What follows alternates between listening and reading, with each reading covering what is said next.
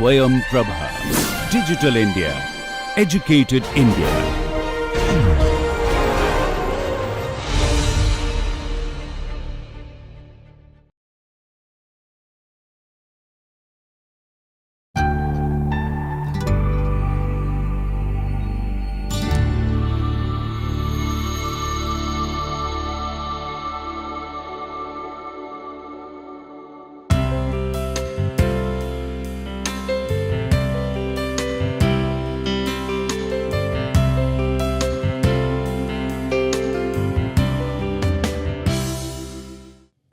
Namaste, hello everyone. Welcome to my course on interior design supported by NPTEL. And today we are at lecture number 10. We are going to discuss the summary of week 2 and what all the discourse was and what kinds of contents we covered during week 2, and which was primarily focusing on the principles and elements of interior design, space making elements, certain trends, concepts and schemes, specifically focusing on lighting, color, finishes, etc. And then interior design drawings and representation techniques along with some references. So we started our discussions this week by understanding the principles and elements of interior design, and then also trying to understand how they come together and help us achieve a certain composition within the interior spaces and varied projects that we work on. So we started with the principles. Since this is a summary, I'm not going to explain everything again, but just like a quick recap, there are 7 important principles which we discussed through examples: balance, unity, rhythm, emphasis, scale and proportion, contrast and detailing. Then we also talked about the elements of interior design such as space, line, form, light, color, texture, pattern. And then we try to understand the composition. And when we try to compose a space, or just like a painting that we do on a canvas, or we compose a frame for photography, same way we are doing a composition within a space. Now that composition could follow chaos, or it could be orderly, or it could be order in chaos. There are ways in which designers work, and a well-defined composition helps the interiors to be very fluid and in harmony with all the fragments. So all the parts to whole, they just sort of flow in together as one composition. When we try to understand composition, we also try to understand what could be a centerpiece within the interior composition, how it could provide dominance within a room, when one enters, and that dominant product or dominant object that could be, aligned with the center, or they could be two different things and so on. Also, what is the interrelationship between different objects and how they are put together to, create a holistic image that the human brain can perceive, and how do we achieve principles like rhythm by placing objects together, in relation to one another. So those were the kinds of organizing principles within a composition that we tried to discuss. And how to achieve harmonious interiors, these elements could be connected through texture, color, shape, or some kind of a recurrence or repetition. Then moving on to understand composition, focusing on the contrasts and accents.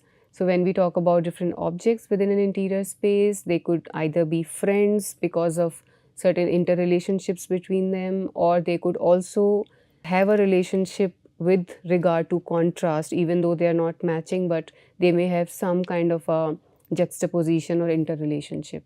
Then we try to understand space making elements, which are very, very important when we talk about interior architecture, and what are these elements and how do they play a role in creating or enhancing a space. So we saw this kind of chart, and the interior and architectural elements that make the space or enhance it, they help in creating a space, are called space making elements. This is what we discussed in detail. And there is this classification that is done, broadly speaking, to understand space making elements, specifically in the context of interior architecture. So architecturally speaking, there are some very, very crucial building elements or space making elements For interiors, of course, doors, windows, openings, partition, etc. And then there is a classification which is called ornamental, and it could have surface finish, color, artifacts, objects that could be decorative or utilitarian. We also saw another classification where the space making elements are put in these three orders. So, structural elements, building elements, and interior elements. And we saw specifically the interior elements that have been defined over here. And starting from the structure to the interior surfaces, what is this entire range and what all are these elements. So we also went on to discuss each element in detail with examples. I've just put a summary of that. So we saw walls and what are the anatomy of walls. So it could be straight, tapered, curved, etc. Then columns. So they also have typological variations, obelisk, a column itself, a pier, a pilaster. So all of these and what are these, why they are technically these different classifications, and what are the examples of these. Also a little bit on the evolution, starting with the Egyptian columns, then Greeks, and the 5 orders that we still follow, and there is a great value, and we still read a lot about these, and we discussed all these in detail. What are the attributes or qualities or characteristics when we talk about the building element column? So it has, these attributes like centrality, verticality, directionality, rhythm, etc. And through these attributes and by these virtues, it does define a space. It does achieve a certain function. There is also a certain kind of perception within space, some kind of a direction that column provides, and so on. We saw the other element, which is the partition screen, and how it is very, very useful, especially for the interior design projects. And it is called as a room divider also, or sometimes a dividing screen. We saw some images and examples of each of these elements. The floors. So floor is again a very crucial building element. It's a horizontal plane and it provides reference, for the entire space, and how different kinds of floor finishes can be achieved, and what is the purpose or function of floor. Different kinds in terms of anatomy, specifically focusing on the form. It could be modulated, unmodulated, a natural floor or a man-made, so depending on the kind of material we are choosing. We saw also an example, the application, and we saw the example of Sangat, Ahmedabad, and what is the role this space making element is playing in this very, very famous architectural project. Then moving on, we saw furniture and how its primary purpose is to support various human activities within interior spaces such as seating, sleeping, etc., and how it can add a lot of value to our interior spaces. Again, we saw some examples. So, of furnishings and furniture. We saw some of the projects, some images. Then interior landscaping was another important element that we tried to have a look at. And, it has a lot of role on the, well-being of the users. And interior landscaping is becoming very, very popular. We see a lot of airports and, huge terminals and all kinds of projects which are encouraging interior landscaping. So again, some examples. Looking at the anatomy, we saw again some, baskets or categories. So green gardens, living walls or vertical gardens, waterscaping, floating indoor landscaping, stonescaping. So all of these are possible. We saw another example, focusing on interior landscaping, the Ellison Institute of Technology, and we discussed a bit about the interior landscaping and its role and contribution in this project. And then we discussed the entire sort of a floor plan and how the interior landscaping is done so elaborately and what all it does to the space. We also tried to understand trends, concepts, and the profound role of lighting, color, and also the importance of finishes, specifications when we talk about interior architecture projects, and how these are very, very scientific and not just based on some kind of decor or romanticism, but yeah, like what is the physics of light and what is the chemistry of colors and what is the science behind all these concepts.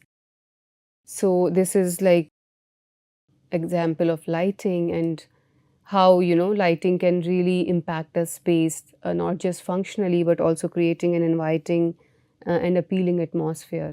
We understood a bit in terms of the technical details, what is visual field, what is focus vision, central vision, peripheral vision, and why it is important to understand this. Yes, we tried to understand three main types of lighting, specifically focusing on interior architecture. So there is ambient lighting, there is task lighting, and there is accent lighting. We tried to understand that. So ambient or mood. Then there is an impact of lighting on the color and texture also. So even those concepts need to be understood. And what is the role of these put together?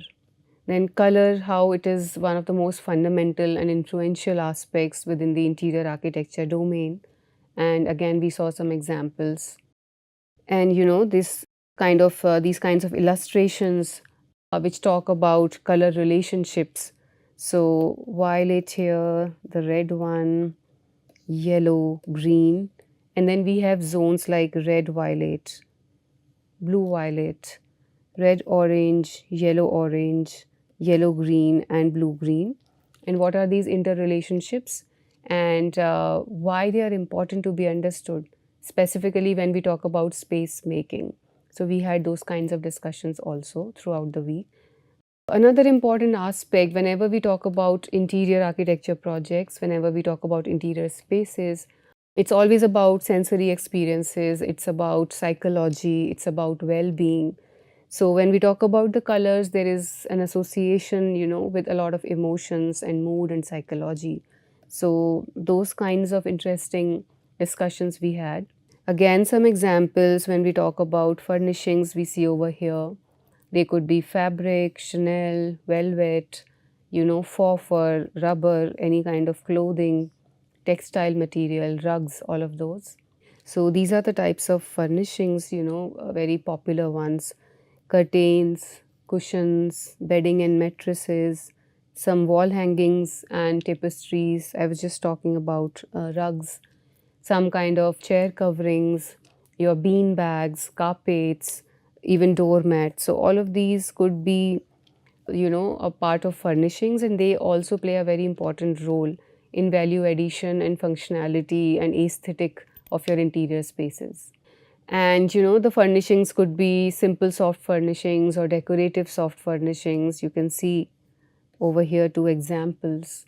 Then we went on to understand the technical drawings, how interior design projects are communicated on site for execution through drawings and representation techniques. So we saw the example of a technical sketch which gives the major idea and the scale of design. And then what are the types of drawings, technical sketch being one of those, and then the mechanical drafting, and of course the CAD, which is the computer drafting. This is an example of CAD drawing and how it's like very, software aligned and like a proper line drawing with uniformity and spacing and everything. Also, we saw some drafting media such as, the tracing paper, and these are still common. I use them a lot. Help us, achieve concepts and do drafts. There is also something known as a vellum or a tracing vellum that's also used quite often. And then of course the graph or the grid paper, very, very useful, always helps in giving us the idea of scale with the help of this grid, and on that we can make sketches and drawings. Then, different kinds of drafting sheets, what all are the available styles. We also saw, different kinds of signs, symbols, notations, dimension methods. We tried to understand what are different types of lines and what do they represent when we use them on drawings. So all these kinds of classifications within the line typology. These are interior architecture material symbols, some of the material symbols that we saw both in section and elevation, and how can we represent a brick or a concrete block or stucco or plaster, all of these. Again, some more graphic symbols which can help us understand an exterior door versus, an interior door, what is a pocket door, etc. Yes, more of these, whether the window is casement window or, it's a sliding window, all those kinds of symbols again. And interior door, sliding door, panel door. So we see them in elevation plan section, all three media, and then we try to understand graphically how can we represent these interior architecture elements through symbols, and we can superimpose them on our drawings, technical drawings, and showcase these details. More of these, so single casement, double casement, and how do we open, where does the opening go, inside or outside, show that with the dotted lines. Also understanding what are the different kinds of plans and what are the typical scales on which we produce them. So starting with the site plan and foundation plan, floor plans, very, very crucial for interior architecture projects, elevations of course, very important, different elevations, building sections, details of the construction, details which are on a zoom in scale and with more elaborate details in the sense they can be executed on site. Interior details, also the service part, the lighting, the HVAC, plumbing. So these are different kinds of plans and some kinds of scales that are typically followed for commercial drawings and residential drawings. We understood also how things work on site and what is the checklist, when we produce these drawings. So we have to go by these checklists, starting with the border and title block, scale of the drawing. There has to be a drawing number. We have to, of course, showcase the north arrow so that we can understand the orientation of the site and understand the details better. Exterior walls, interior walls, patios, porches. If there are openings like windows and doors, how do we, put them on the plan? So we have to just do this checklist whether we have put all these details in place or not, and whether anything is missing or not, so that before sending it on site, we are sure that nothing is missing. And ceiling changes, other kinds of details like arches and soffits, etc. Window numbers, door numbers, so there is a window schedule and door schedule. We will see that also. And if there are any chimneys, if there are staircases, so directional arrows for showing the direction up and down. And also, the wheelchair access, or if there are any standards of universal accessibility that has been followed, and we would like to highlight that through drawings.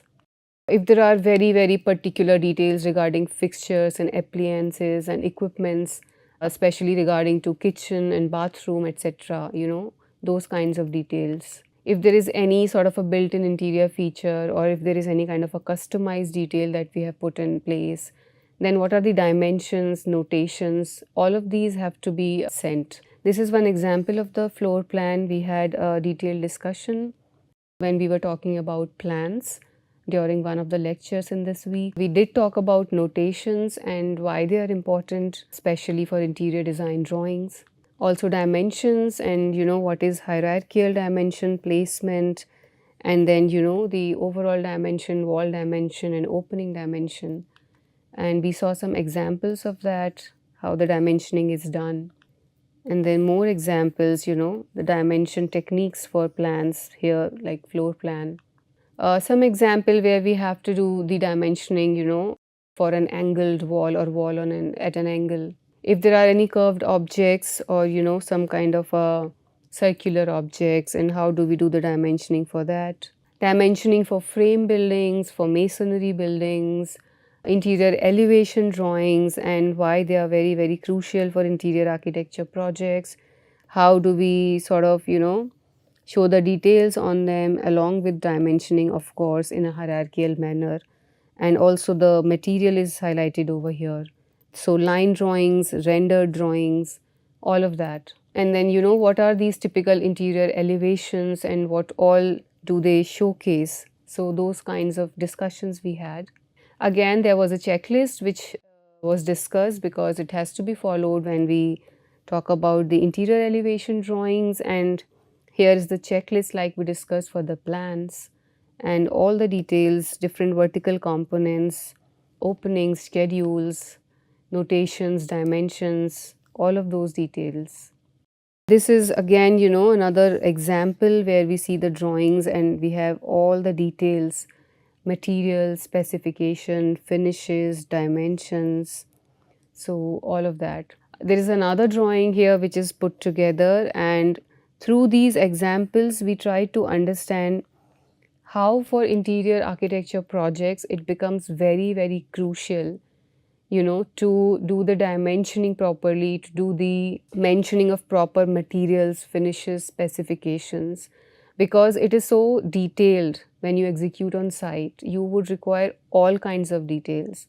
So, what kind of pattern, what's the starting point to put that particular piece, and what is the center line, how you are aligning it with your overall elevation, and all the details over here.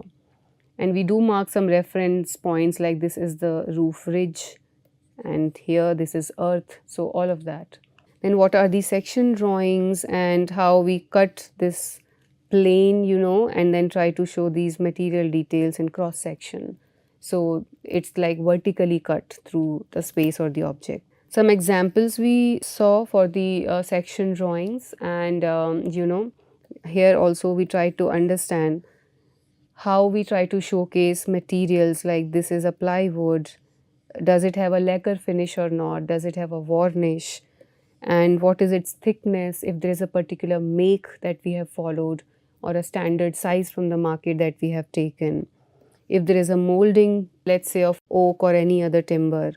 All of those details go on an interior design drawing. Whether this material is Korean or granite, is there an epoxy bond over there or some kind of another adhesive or a resin that has been used. So we have to put all those in place in a lot of detail actually. Some more examples we saw of these interior design drawings, and then we tried to understand the level of intricacy and detailing that goes in, completing and delivering these drawings. Checklist for section drawings, again we saw a lot of these details which need to go on site.